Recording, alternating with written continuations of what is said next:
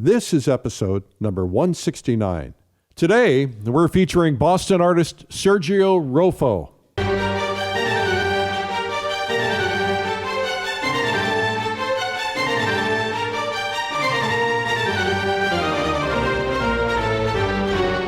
This is the PleinAir Podcast with Eric Rhoads, publisher and founder of PleinAir Magazine. In the PleinAir Podcast, we cover the world of outdoor painting. Called plein air, the French coined the term, which means open air or outdoors. The French pronounce it plein air. Others say plain air. No matter how you say it, there is a huge movement of artists around the world who are going outdoors to paint. And this show is about that movement. Now, here's your host, author, publisher, and painter, Eric Rhoads. Thank you, Jim Kipping. Welcome, everybody, to the PleinAir Podcast, and thanks for listening. I hope we can get you a little fix of plein air painting in today's podcast. I'm loving that I have more time than ever to get out and do some plein air painting, but even if I did it every day, twice a day, it's still not enough. Speaking of every day, twice a day, I have an event I do every June in the Adirondack Mountains of upstate New York, which is some of the most beautiful, unspoiled, preserved scenery ever. My event is called the Publisher's Invitational because it used to be by invitation only, but now it's open to anybody who wants to come. We all stay on campus at this beautiful campus on a lake. We eat meals together. We paint all day together in different locations. Waterfalls, lakes, mountain ranges, you name it. It's all just beautiful. And then we sit up at night, we paint portraits, we play music, we hang out and we sing. It's a lot of fun. It's kind of like summer camp for painters who are adults.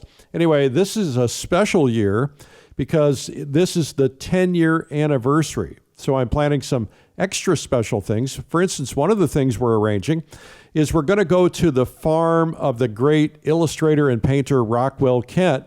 They have graciously agreed to let us paint on the property for a full day. It is undoubtedly the most beautiful farm you've ever seen because it's got layers and layers and layers of mountains behind it, and it's gorgeous, but the buildings are beautiful, and we have access to the well-preserved Rockwell Kent studio, which is quite a treat. So that's going to be kind of nice. That's just one of the things I'm planning, and that'll happen this year only on the 10-year anniversary. And of course, there's more things that I'll come up with and more things that I'm going to announce, but you'll want to get that booked soon. And you can learn more at publishersinvitational.com. Now, in light of the situation, don't worry about booking. If we have to move it, we'll move it, and you can get a refund if you need one. But for now, we're planning on June, and if that doesn't work, we'll go to July. If that doesn't work, we'll keep moving it, all right? Also, I just returned from Russia a few weeks ago, and I was there to shoot an art instruction video with the great Russian master Nikolai Blokhin. But I also shot a documentary on Russian art, and I did a site selection trip for a trip that I'm working on for September of 21, where I'm going to take some artists to Russia. Russia is one of those places that you really want to be more comfortable going with somebody who knows it. I've been there many times. I have friends there. We are going to make you have a great time. The dates are probably, I say probably because it's not firm yet, but probably going to be the 10th through the 25th of September. It's about a 2-week trip, and we're going to have touring and painting in St. Petersburg, seeing some of the beautiful sights of St. Petersburg and Moscow and the great museums, but we're also going to be visiting and painting in the countryside, painting in the cities, and we're going to be going to Ilya Repin's studio and another artist studio that I'll tell you more about once we get the information out. Plus, it will be for about 35 to 50 artists at this point. I don't think we can get any more. It's going to depend on the hotels and what we can get, and we're still working on that. But the people who apply first are going to get the first opportunity. If you go to paintrussia.com, you can just put your name in and express your interest. That's before we ever advertise it any further. And then we will contact you with the information. You can then make up your mind. And there's going to be an application process on this because we have to make sure that you're a perfect fit for this kind of a trip because we're going rural and there's some areas that you just want to make sure that you're in good health, and we just have to check that out first. Also, if you're new into plein air painting, we have a great ebook for you, 240 plein air tips.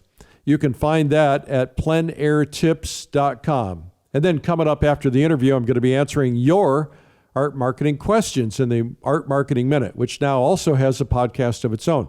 Well, let's first get to the interview with Sergio Roffo. Sergio Roffo, welcome to the PleinAir Podcast. Thank you so much. Pleasure to be here. Thank you for doing this today, Sergio. So for the people who may or may not be familiar with you, you're obviously very well known in the East Coast and maybe nationally, but for the people who don't know, kind of explain what it is that you do, what kind of paintings you do. Okay, I am a landscape painter. I'm considered a coastal nautical painter, you know, being a fellow member of the American Society of Marine Artists. I do coastal scenes. I used to paint in Boston because I lived in Boston for so many years. You can tell by my Boston accent, right? Yep. But I used to do cityscapes, and then when my daughter was 3, we moved to Situate, which is a nautical little village down, south of Boston. And I started doing marsh scenes. You know, I was a watercolor painter, and then I made the transition to oils. Why? And when I was doing watercolors, I was a part of the New England Watercolor Society, and the most at the time. Two things. First of all, it was only commanding like a full sheet watercolor was only commanding like a few $1,000, right? And I figured, I said to myself, I can't make a living doing this. And plus, what I was trying to capture on location, I couldn't really do it with the watercolors. I was finding myself being too opaque. Finding myself putting a lot of whites and colors to sort of achieve certain lighting conditions. And that's when I said it's time to make the transition. And I did. Best thing I ever did. So was that a difficult transition? At first, but then, at first it was, but I paint every day. I painted every day. I was fortunate to do that. That the more you paint, the more you get used to it, and day after day, they got better and better. And they're still developing. You never achieve what you're trying to achieve. It's a lifelong thing. Well, it sure is. So, were you at that time making your living full time as an artist, or was this a part-time thing? What did that look like? Well, in the beginning, I was a freelance illustrator. That's what I was doing because I was trained from my school. I was trained in all aspects of art, but I was commercial art was the thing in the late 70s and 80s, and that's what I did. Where'd you go to school? And then I went to Vespa George School of Art. It was in Boston. It was one of the best commercial art schools around. Was competing with the Museum School and Butera Art School and all those, and so I was doing that. So, I had an agent in every corner of the country, so I was doing really well. And then in the afternoon, I would go out. At the time, I had an answering machine, so in the afternoon, I would go out and do watercolor paintings of Boston, and. So I got my money from doing commercial art. I saved some, and then in the meantime, I did watercolors and joined art associations, and then eventually I made the transition. That's how it worked out. I was doing it full time. So I was broke, but I was doing it full time. There are a lot of really brilliant artists like yourself out there who started out as commercial illustrators, and that whole business has kind of gone away. And probably isn't going to be a lot of illustrators breeding artists in the future, but usually the people who grew up as illustrators really have tremendous skills because they had to be so versatile. What do you think is going to be the impact of that, or will there be? Well, I I think as illustrators in that time, we were trained to perfect every medium. We were taught to perfect every medium. And that's the difference between sort of, I don't want to say elderly, but the more established, artists, and you know who we are. We tend to sort of, try to achieve that with the knowledge. We have more skills, and we try to use that all that knowledge that we were taught. We were, at the time, we were trained in like type specking and this and that. I don't know if people understand what type specking is, but it was an old way, whatever. But and then we were just trained to perfect our medium, and that's how we managed to finish the PleinAirs. We tend to finish them really quick on location, and we know the values really well because we were taught so well. So were you taught PleinAir in school? We were taught painting, but I always wanted to paint on location. I think I did. The public garden. I'd go out there sometimes on weekends and do that. A lot of times I would go out and paint with one of the painters that have done videos with you guys. We did. You can say names. Okay, that's great. Okay, thank you. Anyway, so that's I did paint on location at the time. Uh-huh. All right. So in terms of how much plein air painting you're doing right now, what does that look like? Are you still getting out on a pretty regular basis, or are you working mostly on studio pieces? It's both. In the summertime, I tend to be out more. But what I do is I paint all day from my studio, from the studies I've done, and then in the afternoon, I'll go out and do a plein air. Around 3:30, 4 o'clock, I'll get out there and do the evening light. And then I'll use some of those studies to, if I like them, I'll bring, do them in my studio, larger pieces. So what are you trying to capture in a study? Are you trying to get to the point of a finished painting, or just color notes? What is it for you? When I paint on location, I try to capture as much information as possible.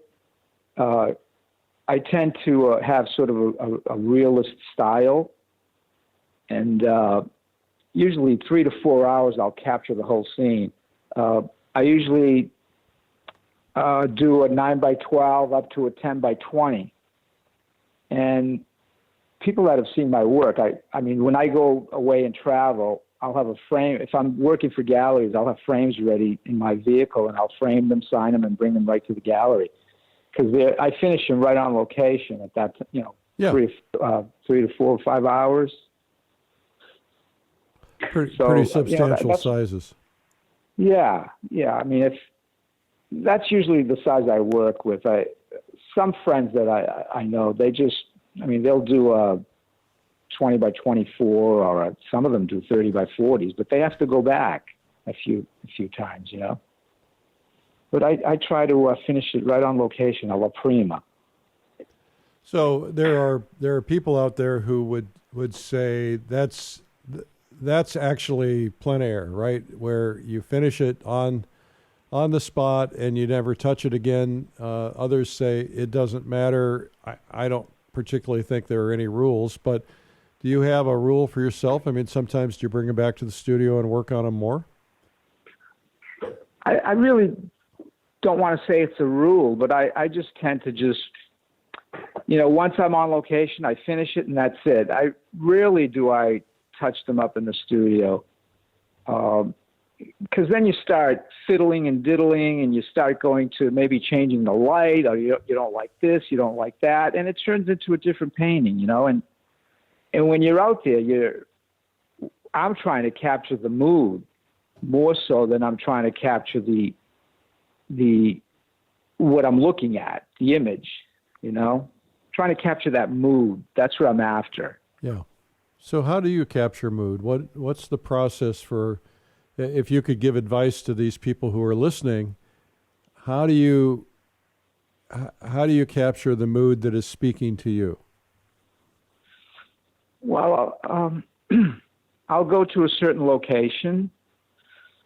I'll think about the light I'm trying to capture. If it's an overcast day, if I go out on an overcast day, it makes it a little easier, so you don't have to fight the light, as you know.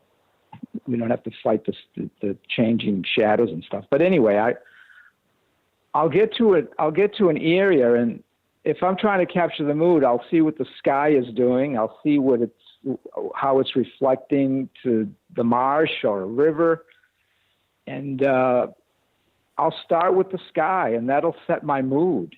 That's usually how I start, and that transfers to everything else that I'm trying to capture. So you said you paint on overcast days. I remember being out with C.W. Monday one day, and he said, "We can't paint here. There's no values. There's no shift in values." He said, "If I can't see about 3 values at least, it's just hard for me to do that." So are you keeping things very close in value? What are you doing in a case like that?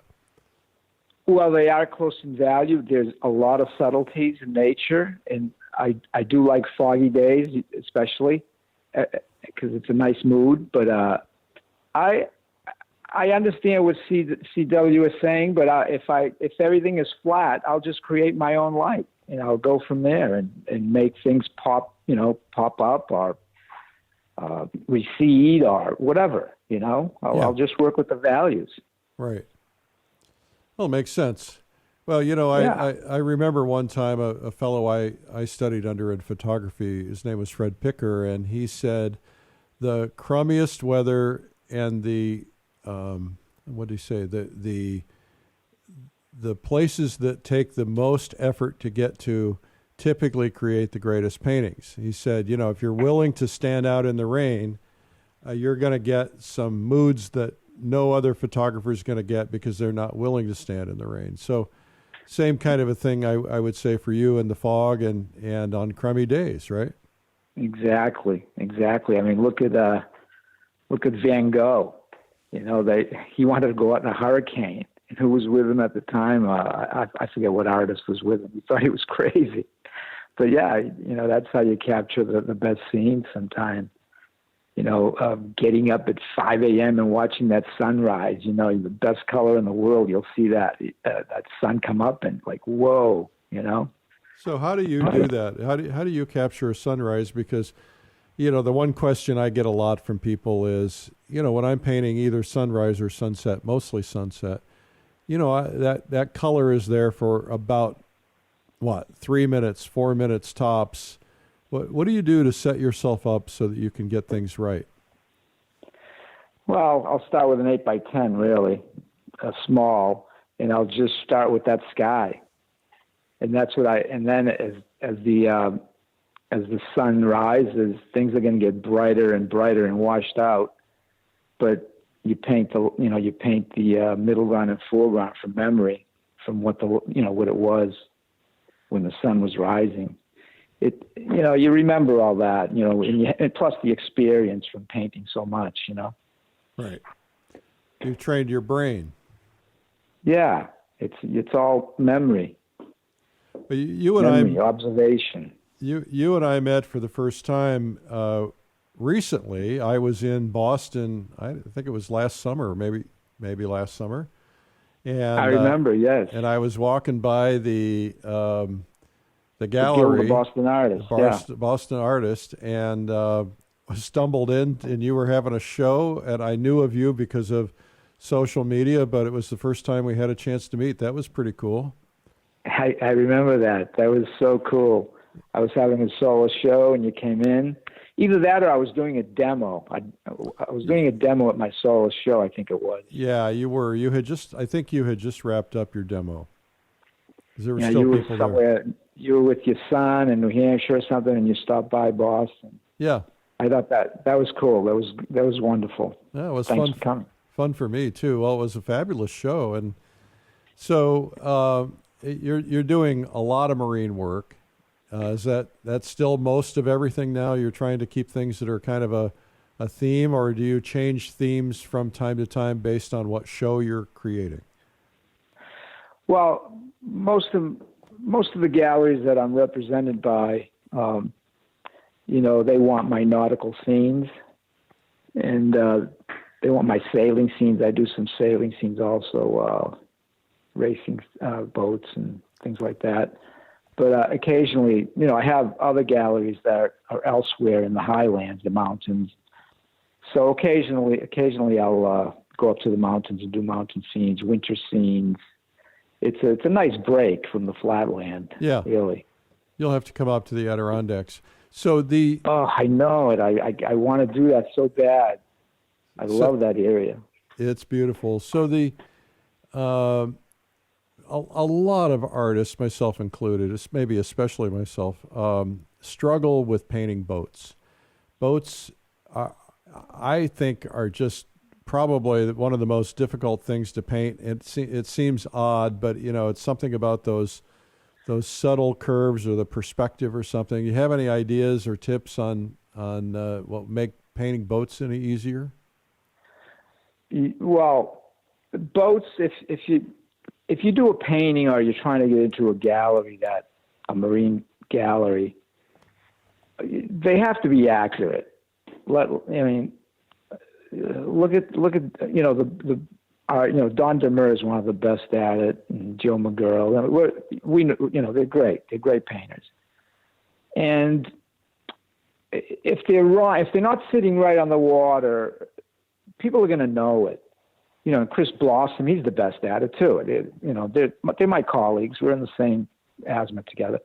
But what I do, I've been drawing him so long. I bought a Marshall cat just to draw it, just to learn the rigging. I took sailing lessons, and I can paint. I can draw and paint the Marshall cat with my eyes closed. Those are the things you have to do. You have to learn how to draw them.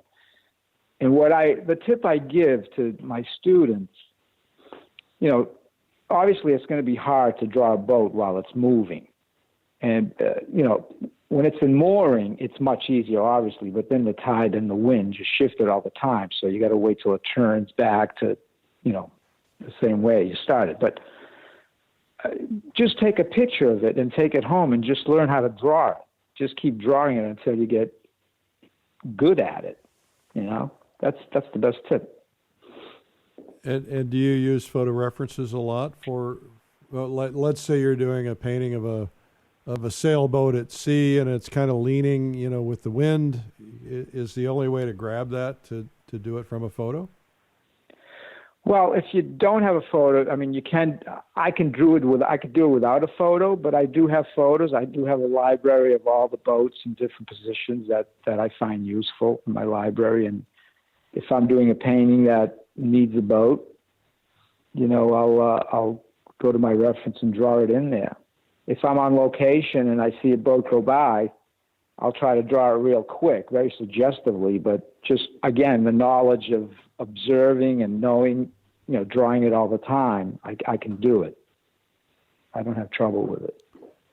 Now, a lot of people also have trouble with painting water, and I'm curious what you would tell us in terms of how to paint water, what to look for.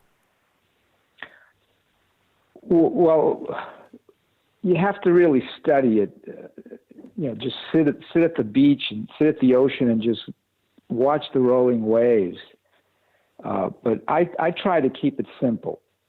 Just lay an overall tone of the color that you're looking at, and then apply the waves, after that.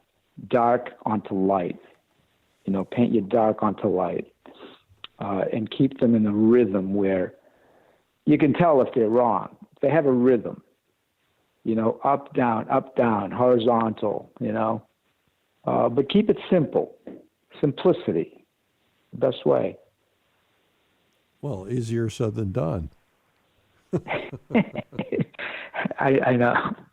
It is. Painting is hard. Painting is not easy. You got to paint every day. Somebody said we all struggle with it. Somebody said to me that painting a wave is kind of like think of painting a shoebox, where the front of the shoebox is in shadow, the top of the shoebox is in light. You know, you're not really seeing the back of the shoebox. You're seeing the next shoebox and so on. And just visualizing that, even though it's not the right shape, the idea is it helps you realize that each of those waves has its own form, and you've got to hit the light the way the light would normally hit a form. That's true. That's true. Yeah. And then don't forget about the reflected light. As the wave is turning, it's reflecting the light that's in front of it. Right. And, you know. Yeah. How it is. That's a special skill that you certainly have. You've been very good at that. So you said you had students. Talk to me about some of the things that you try to teach as regular principals. We got a lot of people listening to this podcast who are at different levels. Some are all the way at the pro level. Others are all the way at the beginner level, and everything in between. What would you say, let's go two directions. What would you say to brand new painters, what they need to be focusing on? And then what would you say to intermediate painters who are trying to figure out how to get to the next level? Well, when I teach a workshop, I teach, all kinds, all levels. But I tell them that the most important thing about painting is your drawing. You have to really learn how to draw, and that's perspective. And composition. But I try to tell them that the most important thing is drawing. You know, you could have a good drawing and bad color mixing of painting, but if the drawing is good, it can pass for a good painting. But I think drawing is the most important. I try to teach them how to draw, manual dexterity, observe what you're looking at, and take your time.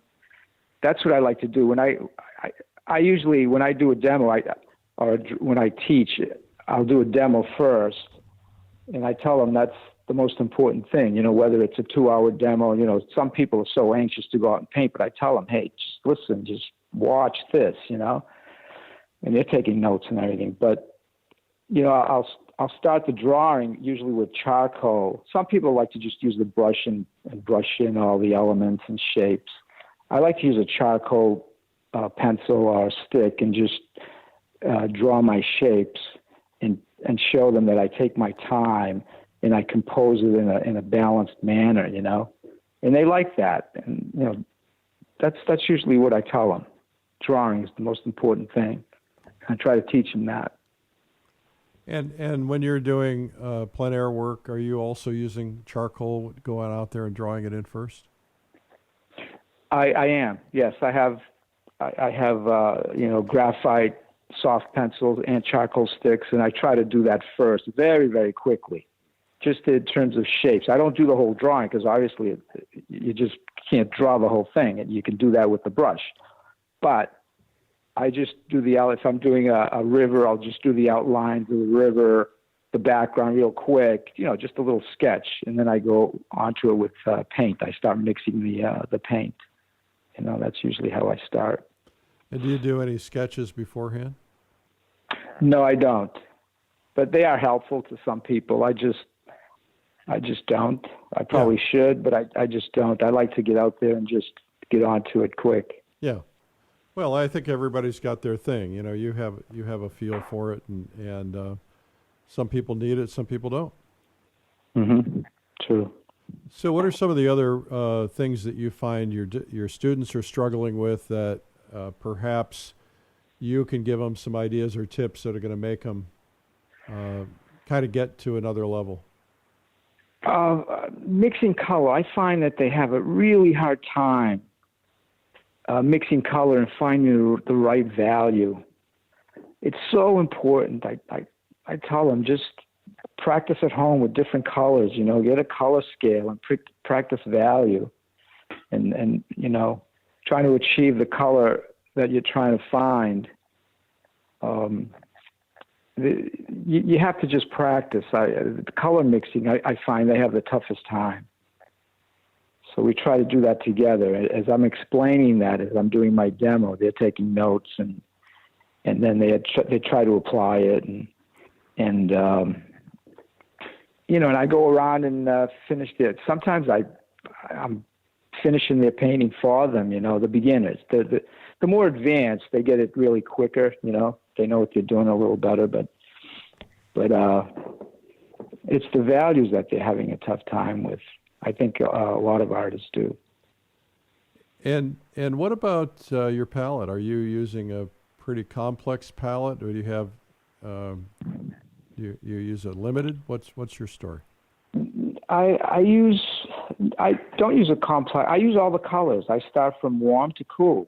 I mean, would you like me to name them all, or do you? I mean, oh, it's okay. Sure, yeah, 1, 2, go for 3, it. 4, 5, 6. About, I won't name. I'd use a yellow, an orange, a red, yellow ochre, a sienna, a burnt sienna, burnt umber, violets, my blues, my greens, and whites, basically, without naming them.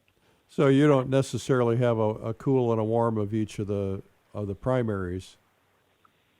No. Well, in the greens I do. I got permanent green deep. I got cadmium yellow pale. Cadmium green pale. Sap green, which it tends to be cool. My violets, I get cobalt violet, Windsor violet. I have a yellow ochre. I have burnt sienna. Yeah. And a couple of yellows, lemon yellow and a yellow cadmium yellow. So nothing special about them. It's just my palette, Yeah. So I'm going to do a little bit of a lightning round, and I'll just mention a subject, and give us a tip or two about that particular subject. Sound like a deal? I'll try. You'll do great. I know you're going to do great. Painting greens. Painting greens. Greens are tough. I love greens, though. It depends on the light that's shining on, let's say, a marsh or let's say some beach grass. I'll start out with the darks, and then I'll gradate that dark to a light green, which is the green that I use, the olive green, which is a great green. It's sort of a warm green, and it depends on the lighting that's in the sky. Sometimes I'll do highlights on the green grass with yellows and oranges, but yeah, basically sap green is. I start with that with most of my greens. So is it easier to lay a light over a dark than a dark over a light? I find it easier. Yes, it's definitely. In most cases, it's definitely easier to do light on top of dark. What I'm painting in certain subjects. If I'm painting grasses, I'll do the darks first, and then the little grasses, the stippling, and all, the grass blades done with a smaller brush. It goes on easier. But you have to have a lot of pigment on the brush to achieve that. All right. Next subject is painting sails. You do a lot of sailboats. There's a lot of form in sails. Yeah. Any thoughts on that? Well, you have to sort of, if it's in full billow, if it's on a heel, that sail, that main sheet is coming around. So the main sheet is coming around. So say it's facing the sun. I'll start, I'll start with the shadowed side, and then I'll stop to where the light starts on the sail, or if it's in like a foggy atmosphere, it'll be just a solid white with maybe a few gradations here and there, but all soft edges. What else can I say? Painting whites. So related to that subject, some sails are white, some are off-white, but how do you deal with the shadows of white? Well, it depends on the sky. If it's a clear sky, you tend to have sort of a bluish violet shadow on the sail. But if it's close to the shore, it could be reflecting the light on the shore, and it could be sort of a yellow shadow, a cool yellow shadow, like a yellow ochre or a burnt sienna mixed with a little cobalt violet. Tends to be a little more dramatic. I like that when it's reflecting the shore, the light from the shore. This is the shadow on the sail. Talk to me about painting skies. I've been looking at a lot of your work, and you do beautiful sky work. Any thoughts on things that you're always watching out for there? Yeah, I love the clouds on a sunset sky or a sunrise. I'm inspired by Fitzhenry Lane. He had some beautiful skies, and also his waters were calm. And I've always been inspired by him, by his work. And when I'm doing the skies, I'll start painting the clear side of the sky, and I'll sketch out where I want my clouds, and I'll go around them because it would be hard to paint the dark on top of the light. So I leave space for those clouds, and then after my background sky is complete, I'll go on to the dark clouds, and then I'll build on the clouds, different values of the dark clouds, and some of them recede, and some of them, they're closer to you on the top of the painting, and they're a little darker and more color. I hope I'm conveying that to you. Yeah, absolutely. And the last one in the lightning round, and then we'll chat about something else.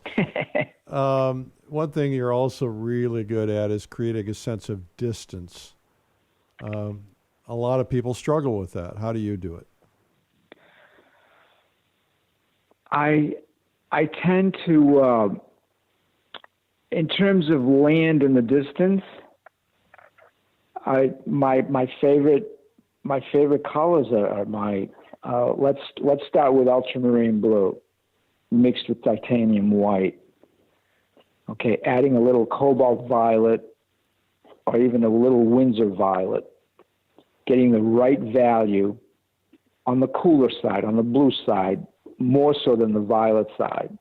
And I'll start that with a solid brush stroke of that.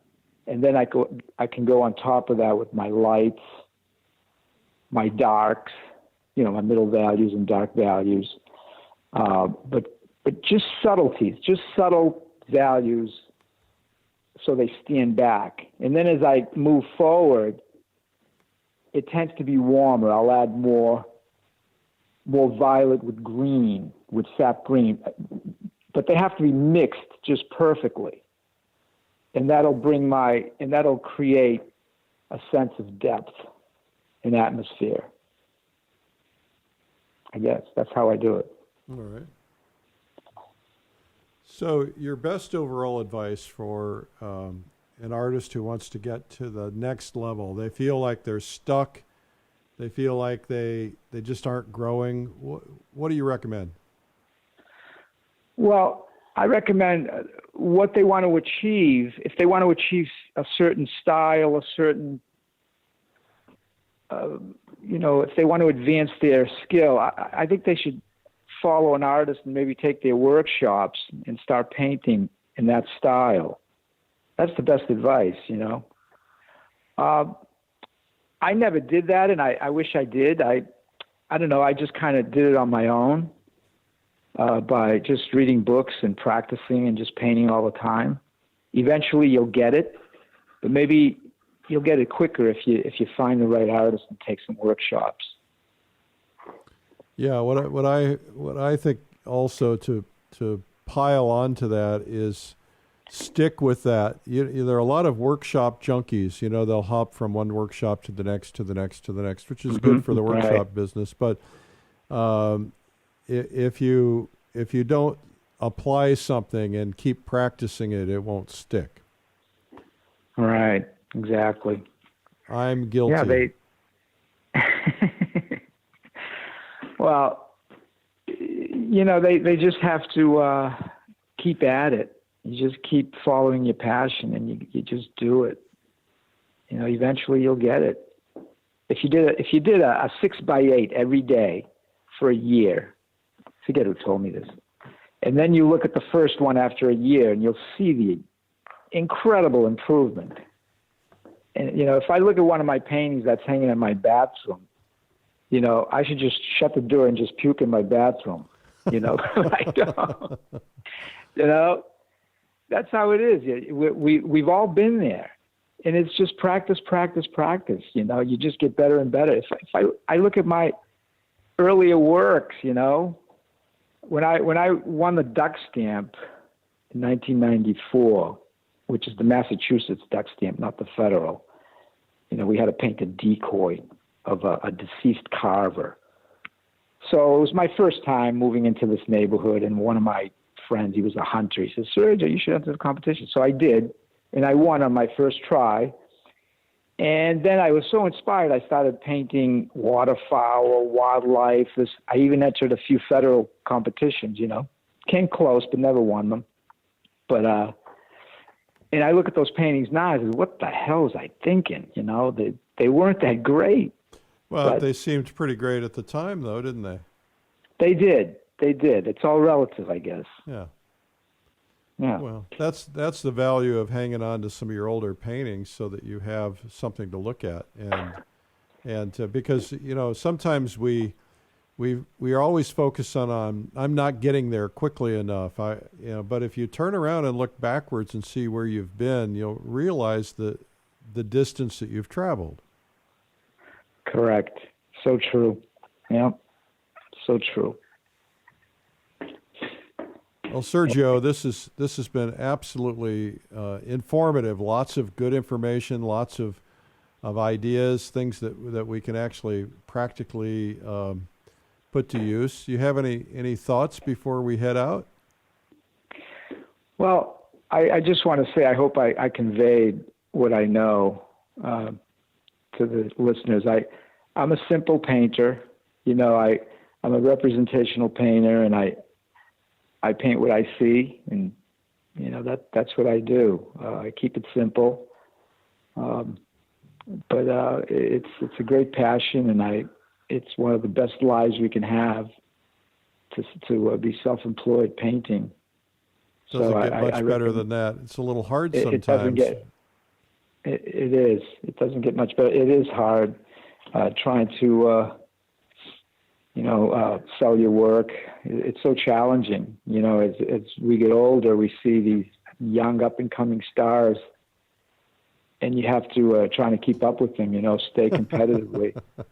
I guess they keep us going, you know. Well, I would imagine that the people that we used to look up to looked back and said the same thing. It's just that you have to keep improving, you have to keep growing, and if you don't, you're going to suffer the consequences one way or the other. You know, if you rest on your laurels, that just isn't going to get you to the next level. And I think I've met so many painters over the years who are like, man, I haven't sold a painting in a long time now, and it's because they haven't kept up. You know, and keeping up is not just painting, but keeping up is technology. Being marketing, being on top of your marketing. The people get to a point where they are they feel like they've achieved a certain level of success. They've got really good galleries. Things are going really well. And then all of a sudden, it seems like their careers come to a screeching halt. And it's because they're not implementing the same practices that made them what they were. They get comfortable, so they stop marketing. And next thing you know, it's out of sight, out of mind. And then, the problem is when you lose momentum, it's hard to get it back. You said it perfectly. I was just going to say, do not get comfortable. Always stay hungry, So true. Yeah. You just got to keep going. It's a whole package. It's not just painting. It's a whole package. And you have to try to be good at all of it. Well, and so many of us want to just paint. And what would you say to them? Say again. I'm sorry, I didn't hear. Some artists just want to paint. They don't want to do all the other stuff. What would you say to them? Like we say, we love art, but we hate the business of art. But if you don't do the business of art, you're not going to make a living at it, unless they're, wealthy and, they're not. They won't ever get there. You just have to you have to do the whole package and sell the paintings, and I don't know. Yeah. Well, Sergio, this has been terrific. Thank you for being on the PleinAir Podcast today. Oh, thanks so much. I appreciate it. It was fun. Well, thanks again to Sergio. Are you guys ready for some marketing ideas? This is the Marketing Minute with Eric Rhoads, author of the #1 Amazon bestseller, Make More Money Selling Your Art, Proven Techniques to Turn Your Passion into Profit. In the Marketing Minute, I try to answer art marketing questions you submitted to me at eric@artmarketing.com. Now, here's an anonymous question from a listener, and I don't know the name. It came from social media. It says, I paint outside a lot, and I get a lot of compliments, but I'm wondering if it would be okay to set out a hat, much like street musicians, where I can collect tips. What do you think? Well, I spent a lot of time in the direct marketing world, and they have a saying, test everything. I think it's well worth trying it and testing it. But keep in mind that if you encourage more viewing of your performance, then it might be disruptive. I'd test it, though. I'd put out a hat, throw some money in it to prime it, so to speak, so that no one wants to be first, right? They want to see the social proof that somebody else has put money in. I'd also try a hat with a sign that says something like, I make my living as an artist, or I'm a starving artist, anything you can do to help. Any tip will help, and try it both ways and see which one works. I think it's worth trying. Why not? And of course, if you want to gather people around and have them watch, that's fine too.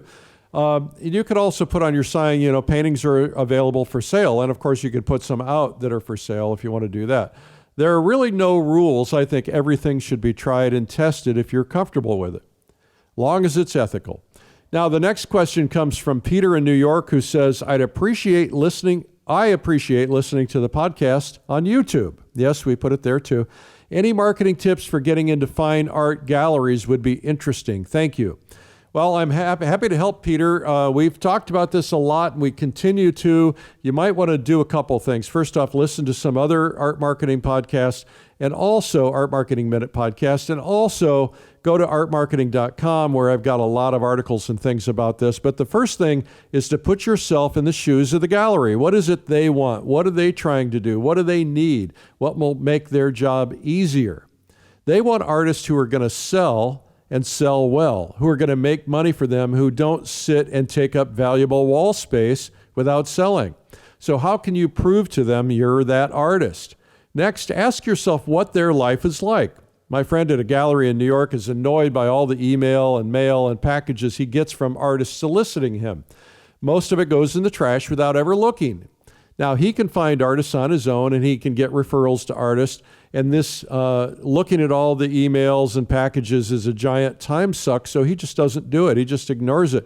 Now, most artists don't do their homework. He says that he doesn't sell any modern or abstract paintings, yet more than half of the artists who send in are sending in modern or abstract paintings. That's just more of a waste of time. So do your homework.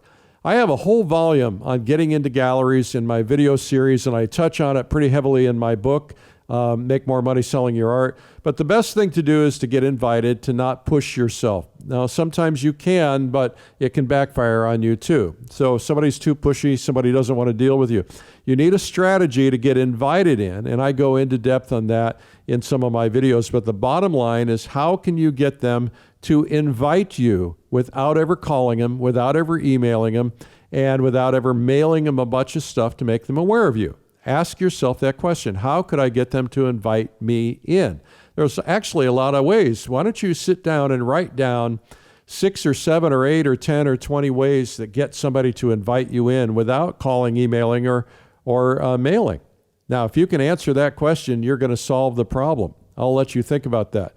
Anyway, that's the Art Marketing Minute. This has been the Marketing Minute with Eric Rhoads. You can learn more at artmarketing.com. If you've not seen my blog where I talk about art, life, and so on, check it out. It's called Sunday Coffee, and you can get it free by going to coffeewitheric.com. And remember, we have PleinAir tips, 240 of them at pleinairtips.com. I want to remind you that the Publisher's Invitational in the Adirondacks is booking up for the 10-year anniversary. I don't think we've lost any cancellations to the virus, and so that's something you want to check out. And also, what else do we want to check out? I forgot what I was going to tell you. Anyway, the Russian trip. You want to go to paintrussia.com. I had a brain fart there for a minute. paintrussia.com, and that's where you can learn about that. Well, this is always fun, even when my brain doesn't work. We'll do it again sometime, like next week. I'll see you then. I'm Eric Rhoads, founder and publisher of PleinAir Magazine. Remember, it's a big world out there, and you need to go paint it. We'll see you. Bye-bye. This has been the PleinAir Podcast with PleinAir Magazine's Eric Rhoads. You can help spread the word about plein air painting by sharing this podcast with your friends. And you can leave a review or subscribe on iTunes so it comes to you every week. And you can even reach Eric by email, eric@pleinairmagazine.com. Be sure to pick up our free ebook, 240 plein air painting tips by some of America's top painters. It's free at pleinairtips.com. Tune in next week for more great interviews. Thanks for listening.